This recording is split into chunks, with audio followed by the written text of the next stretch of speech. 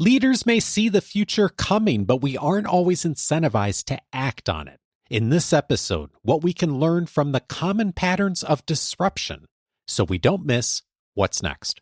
This is Coaching for Leaders, episode 761. Produced by Innovate Learning, maximizing human potential. Greetings to you from Orange County, California. This is Coaching for Leaders, and I'm your host, Dave Stachowiak. Leaders aren't born, they're made. And this weekly show helps you discover leadership wisdom through insightful conversations. There's a famous line in Ernest Hemingway's book, The Sun Also Rises, that asks, how did you go bankrupt? And the answer, two ways, gradually, then suddenly.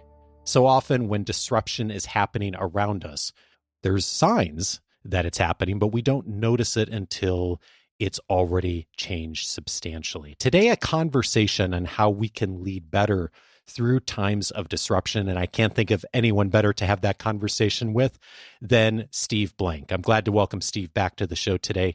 He's an adjunct professor at Stanford and co-founder of the Gordian Knot Center for National Security Innovation. Credited with launching the Lean Startup movement and the curriculums for the National Science Foundation Innovation Corps and Hacking for Defense and Diplomacy, he's changed how startups are built, how entrepreneurship is taught, how science is commercialized, and how companies and the government innovate. Steve is the author of The 4 Steps to the Epiphany and the Startup Owner's Manual, and is the author of his recent article at steveblank.com, Blind to Disruption, the CEOs Who Missed the Future. Steve, lovely to talk to you again. Welcome back. Thanks for having me, Dave. Great to be here. This article you wrote recently really captivated my attention. First of all, because it takes us out of the today and takes us on a bit of a history lesson back to the 1890s, which is not the time a lot of us spend time thinking about each day. And yet you went back there. What is it about this time that got you thinking about this and an analogy for disruption? Yeah, but, I'm going to answer your question with maybe a preamble. This whole conversation started with, as you can imagine, everybody's thinking about AI and disruption. I was having coffee with someone named Alexander Osterwalder, who your audience might know from the Business Model Canvas and Business Model Generation. Yeah, he's been on the show before. Right. And so Alex and I are friends, and he was going to guest lecture at my class on wicked problems in Imperial College in London. And so we were sitting there having coffee, thinking about what were some examples. And we threw a couple out, and none of them felt right to me. And so I left kind of thinking about what were some clear examples of industries that were so dominant and then literally disappeared, in the classic Clayton Christensen manner. Every technology since the fire and the wheel have forced leaders to adapt or die. And so I was trying to find a good example, and I found one, which turns out to be, horse and buggy and carriage manufacturers in the United States in the early 20th century. And the story of what happened to them and who survived and how, it was just, to me, such an illustrative example. If I was a product manager instead of a large company, I'd really the hair would be standing up on the back of my neck. So that was the preamble to the story. Well, you set the scene in your article and write, they were the backbone, and they as carriage and wagon makers, they were the backbone of mobility and the precursors of automobiles used for personal transportation, goods delivery, military logistics, public transit, and more. These companies employed tens of thousands of workers and formed the heart of an ecosystem of blacksmiths, wheelwrights, saddle makers, stables, and feed suppliers. And within 2 decades, they were gone. And it was the automobile that came for them, right? Yeah, it was pretty amazing. It was, when I started looking at the data, there were 4,000 plus or minus carriage manufacturers in the United States. And the center of this happened to be the Midwest of the U.S., South Bend, Indiana, Flint, Michigan, Cincinnati, Ohio. I mean, as you said, there were factories and, equally important, as you pointed out, entire ecosystems around them. But these were hand-built by essentially artisans. I mean, carriages and then more basic wagons for hauling goods. And what's really interesting is, of course, the first cars, or the prototypes of what might call cars, appeared in the 1890s, mid-1890s, and they were essentially science experiments. I mean, they were steam-powered and then electric, then gasoline. And of course, if you were a carriage maker, you kind of laughed. They were loud, unreliable. Where do you get fuel? I mean, it wasn't like a gasoline industry. You had to use kind of refine your own kerosene. The roads in the United States or all over the world, they weren't paved. They were dirt roads for horses. So every car for the first 10 or 20 years were worse on every key dimension that mattered to customers. And it's the more I thought about it, it perfectly matched what Clayton Christensen's innovator dilemma described. That disruption begins with inferior products that, the incumbents just kind of laugh at. I mean, you would have laughed at it. I would have laughed at it. This thing like bang, bang, bang, and it made a lot of noise and was belching smoke and was scared the horses and whatever. So, that was step one. But underneath that was something more interesting. But I'll pause here. Yeah, well, I think it is really interesting when you think about it. Like, here's this new thing, but they were loud and unreliable and expensive and hard to repair. And like, by and large, people looked at this at the time, especially folks in the carriage and wagon industry, and said, really? Like, just laughing at this and like thinking about this experiment. And I also think like what's really interesting is the early cars looked like carriages without the horse, because that's the model everyone knew, right? Right. So, I mean, if you think about it, the real invention at the time was an internal combustion engine with some kind of drive mechanism that made the wheels go rather than having a horse. But gee, what you sat in was kind of, oh, I understand that. That's a carriage. And so the early automakers just borrowed from carriage designs. They borrowed leaf springs. There were no shock absorbers, so they used leaf spring damping, which made them bouncy. But the speeds were low, and carriages used solid steel or wooden axles. The early cars did the same. The car bodies were wood framed, just like a carriage. The upholstery was like a carriage. In fact, there was a company named Fisher Body that used to come from the carriage business, and they continued on to the automotive stuff. So the early cars looked like carriages without the horse, because they were. But it took a while over time, and we'll talk about what happened in a second. But to answer your question, yeah, and the reason why, again, these were techies trying to get horseless carriages on the road, not automobiles. They were just inventing a technology, and they were just impressed this thing would like drive. And I think we could think of a lot of technologies like that today, where the equivalent is we're stunned that ChatGPT gives us answers. Sometimes they're wrong, but holy cow, look what it's doing. Yeah. But the form we're dealing with is kind of one we're familiar with. You could imagine that the ultimate way we'll be dealing with AI might be completely different from the way we're interacting with it now. But I digress. Well, if we fast forward 2 decades from when cars first made their appearance, you write, one company out of 4,000 carriage and wagon makers pivoted to automobiles. Only one. And the company that pivoted is Studebaker, and they did something a little bit different. What did they do? Well, Studebaker was a large wagon supplier during the U.S. Civil War in the 1860s. They supplied wagons to the Union Army, and eventually they became the largest manufacturer of carriages and other horse-drawn vehicles in the world. But in 1902, they started making electric vehicles. And then 2 years later, they started making, in 1904, gasoline vehicles. First by outsourcing the engine and chassis, and eventually they made the entire car by themselves. And they understood two things. And I'll explain them tactically, and then I'll translate them for today. Is number one, the future wouldn't be horse-drawn. Mm-hmm. And two is the company's core capability wasn't in carriages. And here's the key part. It was in mobility. And that's the strategic part of this, is they realized their business model was not the carriage, that their business model was mobility and transportation. And that's a big lesson to me for existing incumbent companies. We could use that same model for the railroads in the 20th century.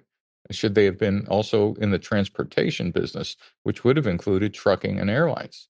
But instead, they slowly went out of business as those other industries responsible for transportation took over moving goods and services around the United States. I would be asking that same question inside of every existing company. is that are we so focused on the existing product we make and not on the business model of what it is that we're providing?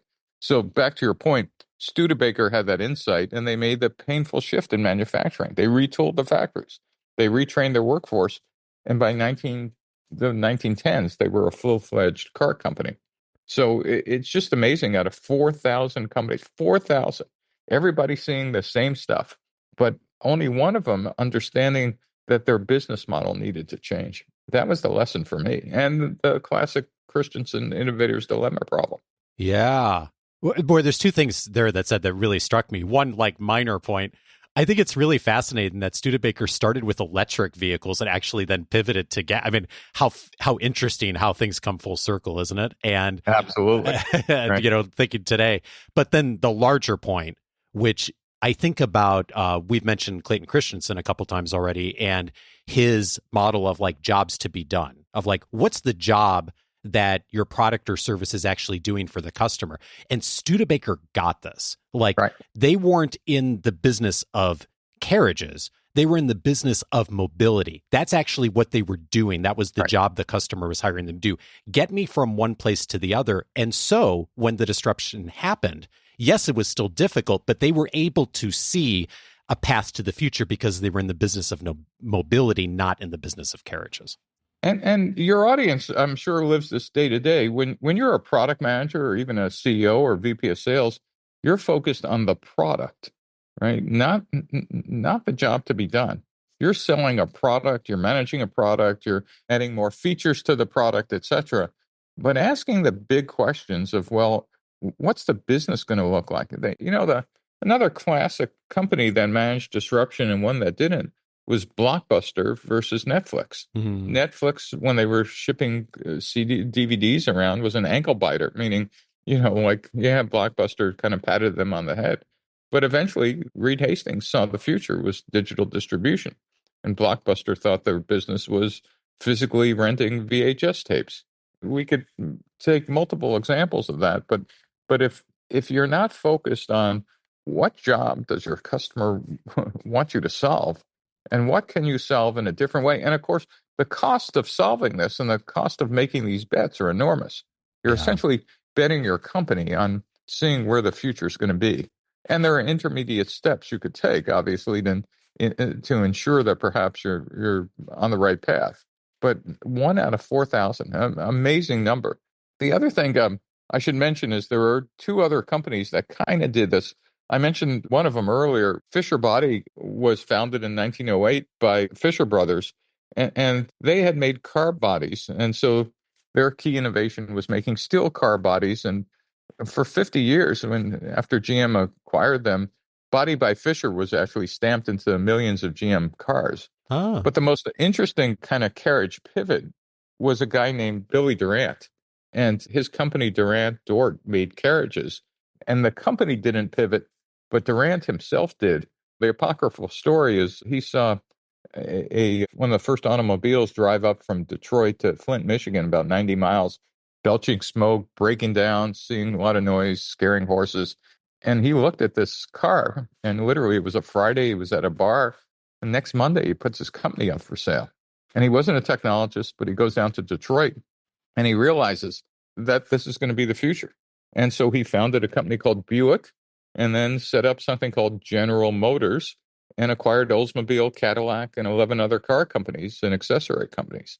But those are kind of the 3 in the history of this major transportation shift. And only 3, 1 company that was in the carriage business and 2 associated with it actually survived out of 4,000. Just amazing lessons for folks today. You write on that point, in each of the 3 companies that survived, it was the founders, not the CEOs, that drove the transition. You bet. What's significant about that? Well, founders tend to always be looking over the horizon. That's both the curse and their skill, which could be incredibly disruptive when, listen, 100% of founders think they're visionaries, and data says about 98% of them are hallucinating. But it's the 2% that move the world forward. They see things that other people don't. Founders are closer to artists than in any other profession. They hear things that other people don't. And they're driven to to take what they see and hear where other people can't see it yet and create the future. And they're fearless, whereas other companies were willing to preserve their business and just kind of watch it sink into the ground. The founders of Stu DeBaker and Billy Durant and others were willing to bet everything on moving it forward. Hard to do when you have activist investors today and when you have focused on maximizing shareholder return. But it's why you see the founders of SpaceX or other companies, again, I mentioned Netflix and Amazon and whatever, make these bets about businesses where you go, I don't see it yet. It's hard, but that's the nature of creative destruction and capitalism. Some figure out where disruption is happening and see where to go, and others just kind of keep plodding along in their existing business until, as you mentioned when you start, how did you go bankrupt?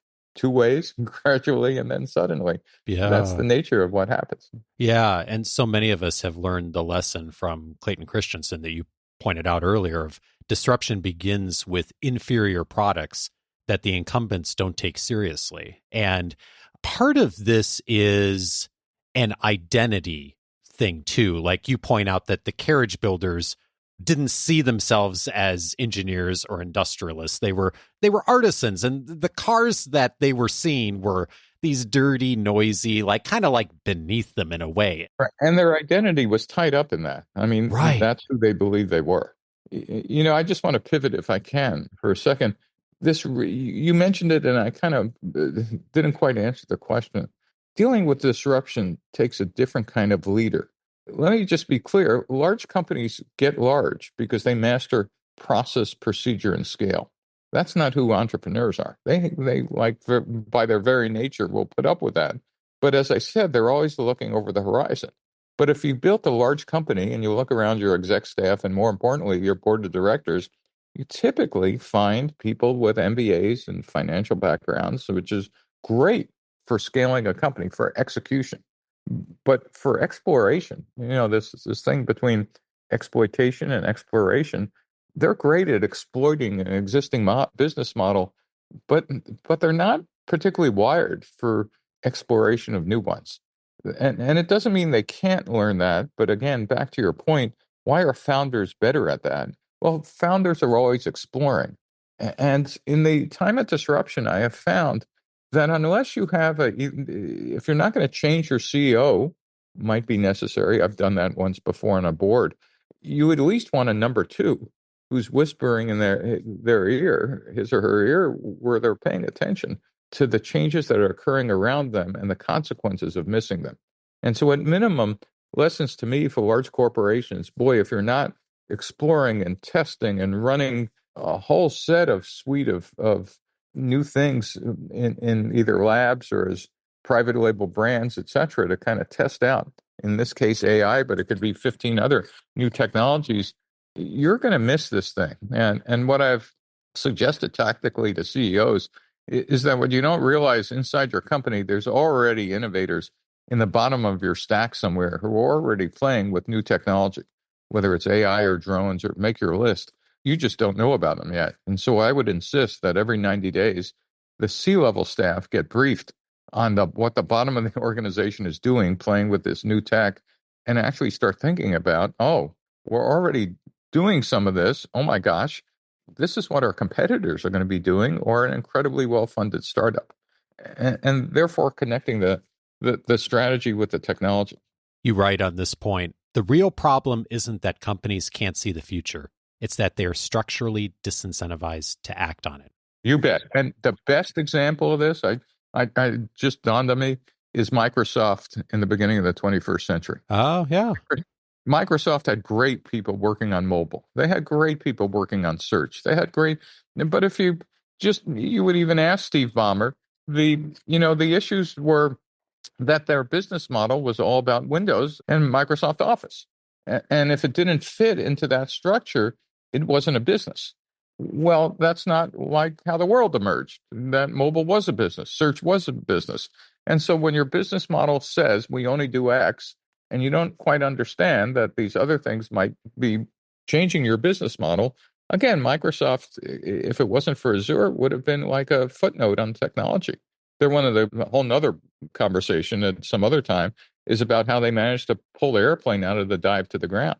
Yeah, indeed. That's a fascinating example on this. And it is really like when you think especially of larger organizations, of course, they are incentivized to keep going on what they've been doing. And if I'm someone who's a director, VP at a large organization, and I kind of get this. I'm like, okay, you sold me. I know that like we should be innovating. We should be thinking about the future. I should be looking for those people in our organization that are doing this. But I don't see the C-suite moving in that direction. I don't see the conversations happening about this and kind of taking these new things seriously. What do you do? Like, where do you start as far as just kind of nudging a bit this way? Well, to be honest, I would give you a long soliloquy about how to get your organization to move if this was a 20th century conversation. But in the 21st century, I would simply say update your resume and go join a startup or join something that's actually going to make a difference. I've now concluded that, and again, it might be wrong, but at least my conclusion is mid-level managers trying to steer a large corporation towards disruption is an exercise in futility. Mm-hmm. If senior leadership is not willing to do that, if the board is not willing to do that at scale, I mean, there's a ton of innovation theater activities. Oh, we have these accelerators and incubators and whatever. Yeah, oh, yeah, but our VP of sales says it causes channel conflict, or legal says we can't do that, or whatever. If the C-suite is not actually fixing those broken things, and you haven't built an ambidextrous organization, one that executes but actually innovates simultaneously, life is too short to kind of put up with that. But I'm not suggesting you should all leave. I'm suggesting you should all look around and say, is the company structurally built to deal with innovation disruption? And I don't mean by demos, I mean by delivering things. We sometimes confuse innovation activities inside a corporation with, gee, look, we have beanbag chairs and posters and coffee cups and whatever. And then when you ask, well, how much did this drop to the top or bottom line? And people change the subject. And they could tell you all the reasons why the company isn't structured to do that. That needs to come from the top. That you sometimes need to restructure about how do we build an innovation pipeline? How do we have true ambidexterity in our company? What type of horizon 1, 2, and 3 investments are we making, either directly or by acquisition? Those are the things that a mid-level manager ought to be asking, and then ought to be reevaluating their careers inside that company if they want to contribute to something exciting. Yeah, and maybe they want to keep going on. I love the distinction I think Safi Vakal makes between soldiers and artists, of like kind of like, who are you in your organization? How are things structured? And if you love doing the keeping things going, moving on the system that's already there, like, great, wonderful, like, keep doing that. And if you're the kind of person that loves to create and innovate and challenge the status quo, then maybe you find a place within your organization to do that. But if you don't see that, to your invitation, Steve, there's somewhere else where you can do that. There's lots of opportunities out there of like finding that place of joy for you.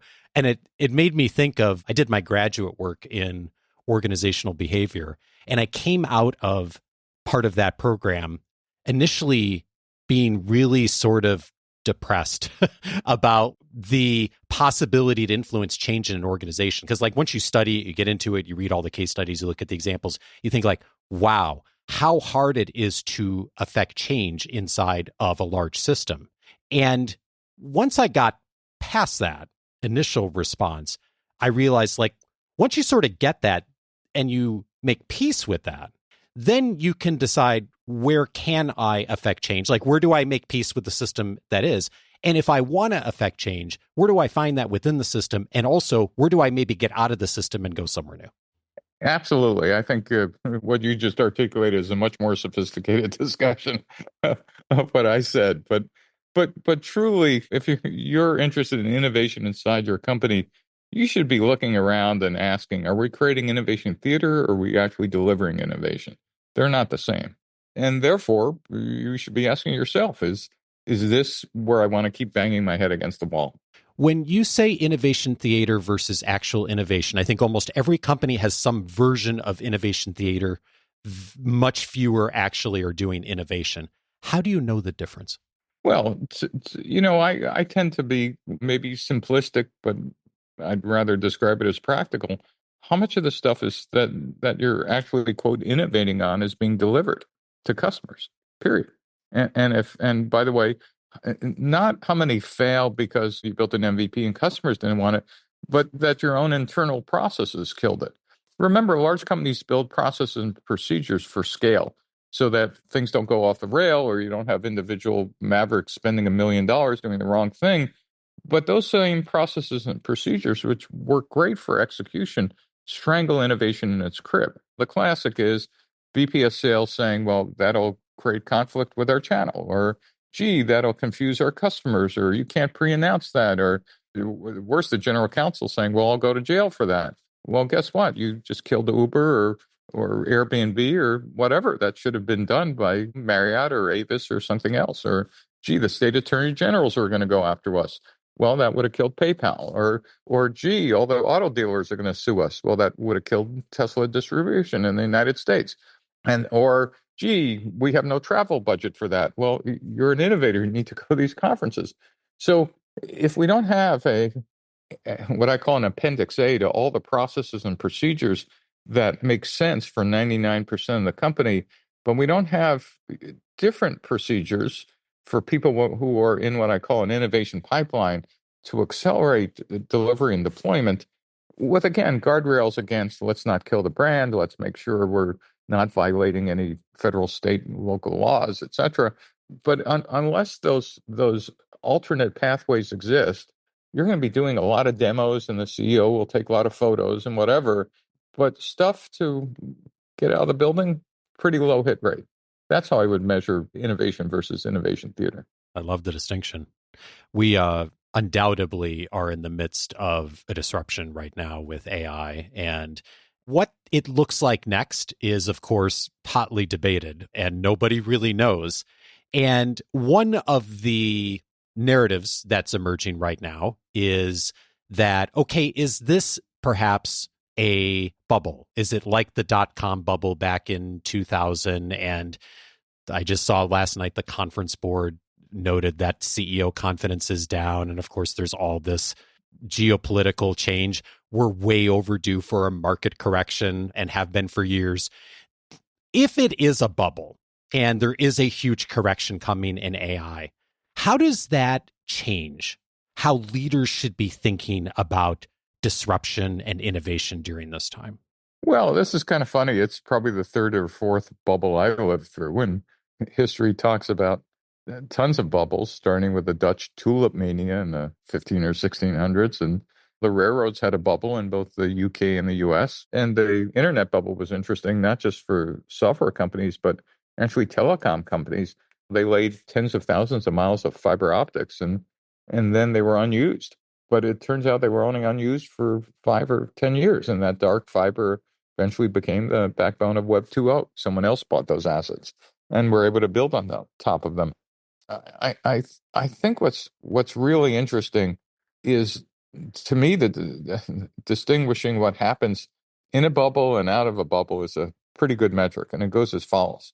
In a bubble, revenue and valuation become extremely disconnected.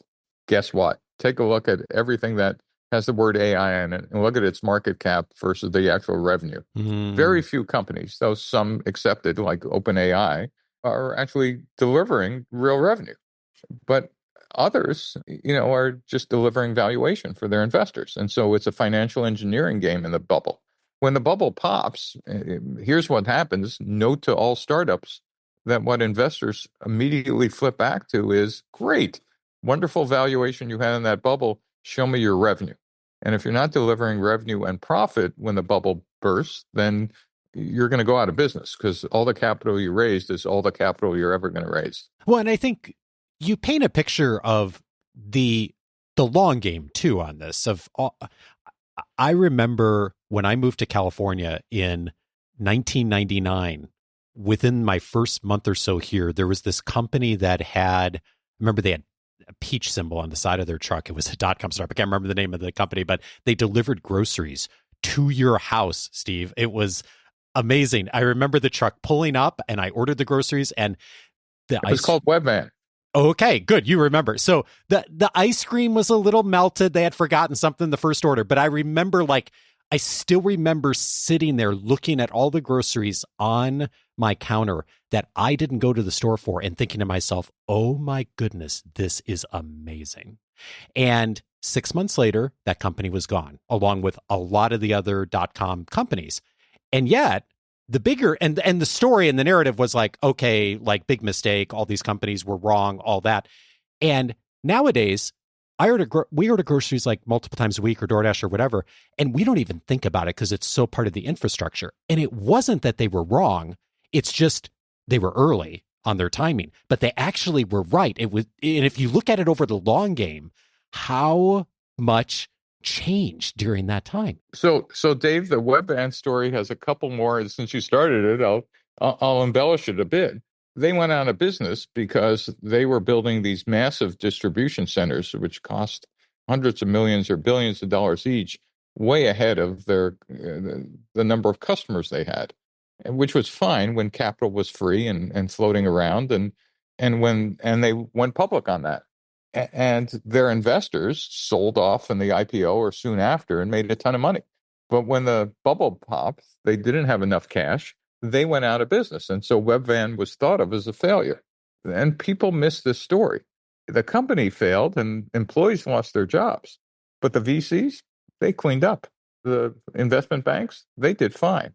And so I just want to go back to differentiating who makes money is sometimes completely divorced from what products you're delivering, whether you're making revenue and profit, and the difference between the company succeeding versus your investors succeeding.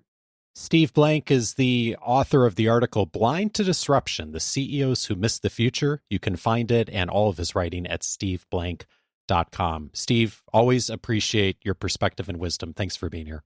Thanks for the time, Dave.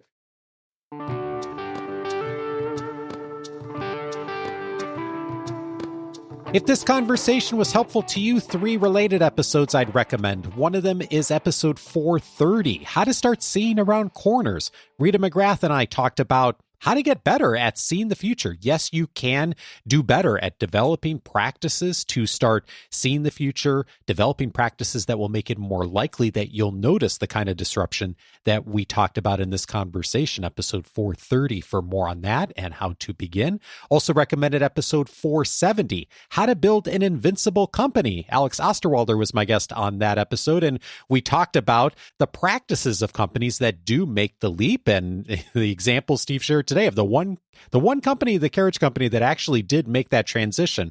One of the things that they learned is what Alex talks about in that conversation, which is they learned to reinvent themselves.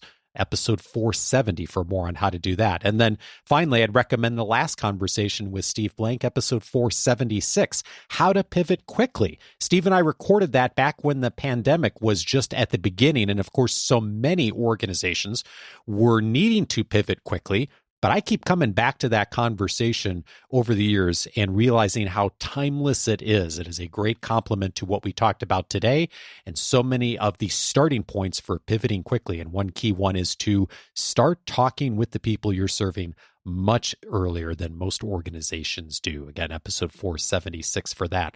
All of those episodes you can find on the coachingforleaders.com website. There is an entire suite of episodes around innovation that we've aired over the years. So many expert thinkers, along with Steve and Alex and Rita and so many others who have been on the podcast.